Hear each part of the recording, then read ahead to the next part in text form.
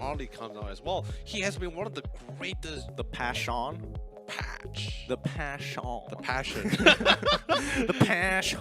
The passion of the Harley. But yeah, yes, the patch. Yeah, basically even before the patch on Harley, he has always been one of the greatest jungle clearers, lane wave clearers as well. He clears this ridiculously so quickly as well. That's why when the patch came in, especially with the existence of the jungle, I thought Harley is definitely going to be one of the newer jungle heroes that's going to be coming into the mix here. But either way, ladies and gentlemen, this is game number 3. Who do you think is going to be taking this game 3 for this first BO3 of today? Comment down in the comment section below. Who are you a big fan of? Are you a big fan of Jawhead? Maybe a little bit of Lapu Lapu? You know, we haven't seen Lapu Lapu for the longest of time. Yeah, he has been out of the meta for quite a bit. But after his little bit of, I want to say rework in a sense. Would rework kind of fit the situation? I think revamp sounds better. Yeah, you know what? Let's go with revamp. After his revamp, just so much more of him has shown up in competitive play itself, and truly, not everybody has been able to limit test him to the fullest. So let's find out right here, right now, as Deity is going to get caught out a little bit more, but that's going to force him to quickly use his Fatal Links to get on out of there. Anyway, Forza trying to see if he can get a grand opening for himself, and also at the same time, if you think of it as well, the utilities for the Jawhead, you can, especially since he went for the ejector, he can actually try to reset one of the jungle buffs here. That's pretty much why you're seeing him a little bit more forward compared to most heroes here. Yeah, Vendetta going to be rotating down towards the bottom side. LY4 can't really do anything at level 1, especially against Lun, but now with the help of Sana to catch him off guard, there is no way he could run off. He got a little too hungry there for the kill, and Lun pays the price. A1, A2 coming in to reinforce the team here and trying to prevent Forza to try to reset that blue, which is really great because Harley really needed that blue as fast as possible since we already see Fenrir already jump into the mix as well. But beautiful pull coming in, DT taking a little bit more damage than he should. Oh, barely gets away with it as well. But Forza coming in trying to steal the raid, but then Harley will be able to clear out and he will fall for it as well. Yeah, RSG just making sure they are giving no openings towards the Kingsmen. They are just punishing this bottom lane as hard as they can. And oh dear, Babby now in trouble, getting caught by all 4 of their members. Can't take his he can't take his hat all the way back with the trick with a magic trick. But this is not looking good. This is a really good early game. Oh, and another kill as well going over to RSG. That's going to be 0-4. This is really great as well, especially since you have a droid in your entire lineup. You want to try to look for as many fights as possible. And with Benedette on the hands of Sana, who is also so mobile and does sufficient amount of early game damage as well with the Phantom Slash and his dash as well, which is called Eye to Eye, by the way.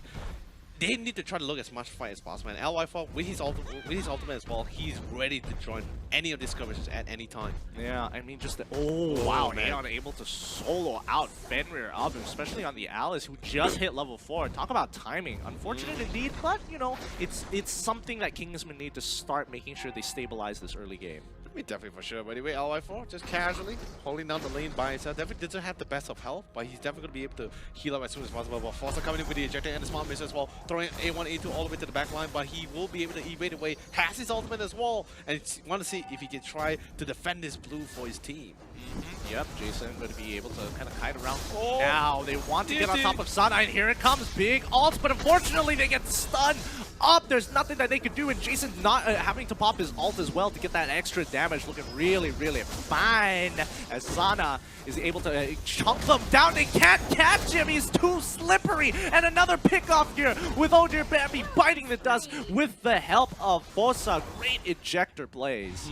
And also at the same time, it was so unfortunate that Deity doesn't really have his level 4 yet. He doesn't really have his ult. He was actually level 2 before he actually joined to the fight. He tried to CC and tried to give some form of space for A1, A2 to really pop things off. However, with the ultimates in the hands of RSG, the majority of the members as well, since they have the manpower as well, they will be able to secure the blue and does so much damage. And Forza, great amount of control. So far, I see him utilizing that joint as a form of control. Really great stuff. Yeah, I mean, the control so far, they're playing this aggressive game. And I think this is just a little bit of payback from game 1 itself, where it was definitely a back and forth, but, you know, Kingsmen really put the punishment in RSG for the first, like, 6 minutes of the game before RSG really started to come back in. Anyway, Forza once again on the hunt. He has his ultimate Unstoppable Force followed by the Flicker as well, so he can go for the Flicker, that nuisance of a combo, the Flicker and eject the combo here if he wants to. Atlas, in this case, DT finally have his level 4 and he has his Flicker online. So he's so ready for initiation or counter initiation for the team here. But anyway, DT got to be a little bit careful, taking quite a amount of damage to the side here of Jason. However, Sana absolutely on the roll here, going with the eye-to-eye back and forth here with the Phantom Slash. Will be able to secure the double kill, and 3 members of Kingsmen will fall here. And RSG currently trying to split push towards his bottom lane. Sana getting some great damage here, making sure that he's using his sword stance to just poke him out, poke Lund out. He doesn't mind taking the damage back because he can heal off of clearing the jungle as well. He did take. Oh, did he take Retribution? Oh no, I think he took Execute there. Yes, Execute. He went for the Execute here for the side here of Sana. But anyway, once again, Forza is going to be able to throw DT all the way to the back line for with the Unstoppable Force. With the Smart Missile, will be able to seal his fate here as the Mega Kill score will be in the hands of Forza. Harley has no choice but instantly had to fall back another time with the ejector. He's going to be able to catch A1, A2, but he possibly have the ultimate, tried to ride that wave away to safety. Will get out, and Lund has to be really careful because LY4 not too far behind. But thankfully enough, LY4 doesn't really have a great gap closer on that hero. But just look at how aggressive that they're going for. Nicely done, Forza. Like, try again. Yeah, try again with that Fatal Links. I still have my ejector. Also, he doesn't mind taking the damage. He's just pressuring them out of lane. Sana going in, cutting, proxying the wave, making sure that Aeon can't get further than this. And he has been struggling to try and break that top tier 1, only because of the waves just proxying. Unstoppable Force coming out of Forza. But again, Sana's able to pick up the kill just before it connects. So no assist for him. Bloodless is also going to be picked up in the hands of Aeon here, but Fenrir holding down the line, going to be popping the ultimate just to try to clear the wave as much as possible, because right now RSG taking full control of the bottom side here, even breaking that tier 2 tower here. Oh, Sana! He's just trying his very best to kind of dash around, quickly gets his ultimate, positions himself, and is able to get on out of there. Nicely done. Coming in from Sana. Oh man, it's so annoying to deal with Benedetta as well with how many mobility he has. But anyway, the hat-trick will be able to seal the fate here for Jason. And Jason's going to be out and down for the count as well. Forza and LY4 going to be a little bit more careful and easily have to back off. However, Forza, he has his Unstoppable Force and the Flicker. He's just waiting for a prime moment, or at least some form of information and vision on top of any squishy members. Like for example, over there, Bamboo is currently out of the mix here and alongside with Lund here. But Forza gets caught off guard by DT. We will easily have to pop the ejector, try to run as far away as possible. He's not going to be able to secure this blue buff for the team, or can he secure it? Maybe Barat and Sana are there to make sure that this turns it around, and it looks like Sana's going absolutely insane with the amount of AoE that he has, able to cut down two, finds the kill on 1, but DT so low. Sana, he's not done with this, but he's taking way too much damage, giving the kill over to Aeon. They trade 1 for 1. Maybe not the most worth it, but a really good limit test for RSG. It really is, but at the same time, RSG is just doing such a great job just controlling throughout the entire jungle here for the side here of Kingsmen. They're not even allowing them an inch towards the jungle at all, even if they're allowing them to go for the farm at all. Anyway, Aeon's going to be able to pop the ultimate, doing sufficient amount of damage towards Fenrir. Fenrir is going to be able to retaliate at the same time. Flicker is going to be coming in on Aeon, so he should be getting out of that situation safely. LY4 slowly getting up that stack for that trample skill. Yeah, they are just going to continue putting the pressure onto the Kingsmen here. They are 7k ahead at 7 minutes into the game. This is quite a significant lead. I mean, it's 4 towers to nothing. 4 towers, slowly pushing it. It's really difficult, especially when there's the existence of a hero like Joy in the game, or even a mobile assassin like Sana playing in the hands of Benedetta, just constantly going back and forth. And since they had quite a great lead at the same time, Gideon, they're doing such a phenomenal job and making sure they actually maintain this momentum. But Fenrir instantly gets caught up with the hat-trick as well, so even if he doesn't get out, he will still die to it. But towards the back line, they get caught off guard, and Forza throws him over to the back line, but there's the failing. Able to catch 3 members, but that's not going to be good enough. Aeon isn't really in the mix as well to really follow up with it. Even though now he is here, he gets nuked away by LY4, and that will be the double kill for the side here of RSG. They're doing a really good job. I mean, they find the punishment, but that's not going to be enough because they have no way to really capitalize on this big death ball here. Forza finding the Unstoppable Force and ejector as they instantly pop Lund there. Oh, he did not stand a chance. That's why I said it's such a dirty combo. He has to flicker, he flickers and ejector, and once again he's doing it at the same time. And just for good measure, he's also gonna pop the Assault Force just to secure the kill on A1, A2 here. Unfortunately, they weren't able to get the bottom inhibitor, but they did some things to it, so I think that's totally fine with them for now. Yep, Sana, he has to time this right. He wants to make sure that when Aeon uses his CC, he is able to reflect, is able to kind of dodge it and get the extra bonuses. But so far, it has been a bit of a struggle. I mean, Lapu Lapu isn't exactly the easiest to predict.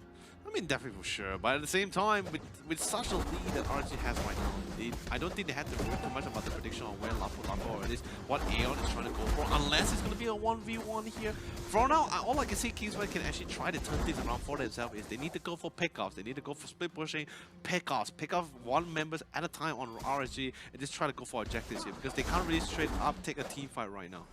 Yeah, they can't, and I mean, Kingsmen, they are just, you know, playing to their strengths. They need to kind of stick around. Oh, wait a minute, Fenrir right in the middle, but unfortunately, he's gonna get hit by literally everything. He gets one shot straight away by Oh Dear Bambi, but the rest of RSG, they are not stopping just yet. Deity is gonna be the first to fall on the side of Kingsmen. Oh, Lun finding a pretty good pick. Can he manage? No, he cannot. He gets hit by the Daytona's welcome. It's gonna be a 2-for-2 trade here. Not bad considering that Kingsmen are behind. However, RSG, with their core members still alive, they take the inhibitor and look to try and put some more economic damage into the Kingsmen. No, I totally agree with you. It was a really great fight for Kingsmen as well, but then again, right now RSG just taking, because of the fact that Jason is still around, it's going to be a really casual for them to really break down the towers, especially with the assist from LY from with the Tremor. He has so much stack, not really maxed out just yet, but he is a very big boy right now.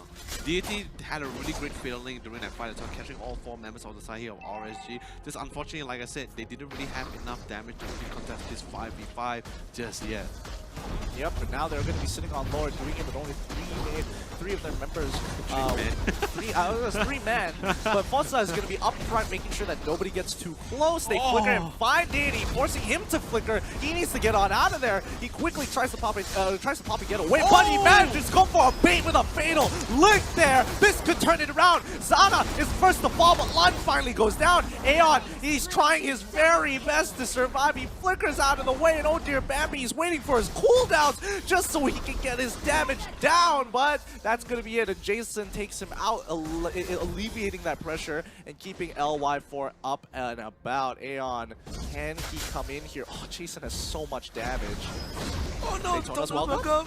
And he's going to spin him backwards, and then wait a minute. No connection? No connection, but no, Lloyd is coming in. Yeah, that is going to be game. RSG take this first best of 3, 2-1. Congratulations. Congratulations, RSG. But then again, at the same time, that was by far one of the best fights that Kingsman could ever ask for here with this beautiful fatality. Just really unfortunately, Jason, I think his sixth sense really kicked in, and he took one step back, and it wasn't a 5-man failing, and ended up only being a 4 here. But beautiful amount of damage was being pulled up here. Deity, although despite being caught first by Forza here, he was still able to turn things around with the failings, picking out 4 men instead of 5. But however, Jason was still alive, and no one wasn't really able to get on top of him. A1, A2, he tried his best. But then again, he had to make a choice here. Do I want to go and focus on Jason here, or try to do a full amount of damage, AoE damage, on the 4 people that's currently stacked up here? Yeah.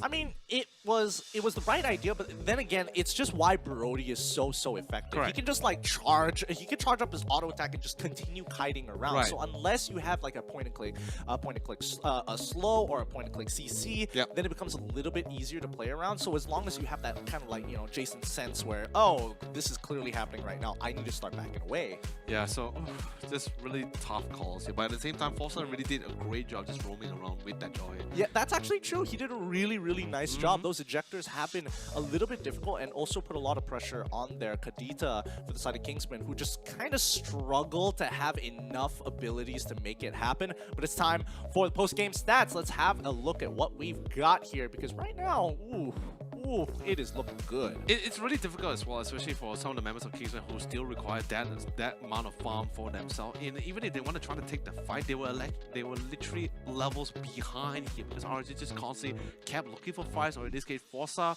and Sana. They just kept looking. The minute they got their boots, the minute they got their initial items as well, they just kept telling themselves, keep looking for fights. Just keep finding one. Just get one, gank one, dive one. Just get that advantage for ourselves here and assert our dominance to a point where Kingsmen just had to tell themselves like, or at least literally seep that fear in, literally plant that fear into their heads of the fact that we cannot enter the jungle without looking for a fight here. Yeah, and I think that's just the overall idea, because RSG, their composition was very early oriented. I mean, they did have scaling factors here, but just, I mean, when you have Brody, that's the power. It's almost similar to having a Bruno, where your level 1s are actually pretty good overall, and as the game goes by, the only time you're the weakest is going to be the mid game, and your late game is just insane.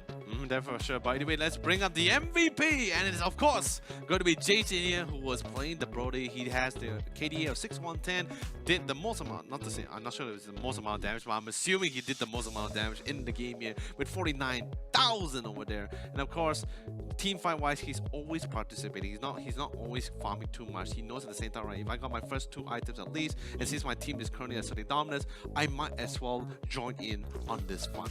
Because because let's be honest, if he just kept farming, I believe most of this fight, I think Kingsman can try to slowly turn things around here. Well, I mean, it really came down to how much pressure can the Kingsmen kind of avoid from the side of RSG. But RSG, they just made sure that they always had to answer them each time they start knocking on that jungle door. So I think RSG played a really good game so far. The limit testing on these,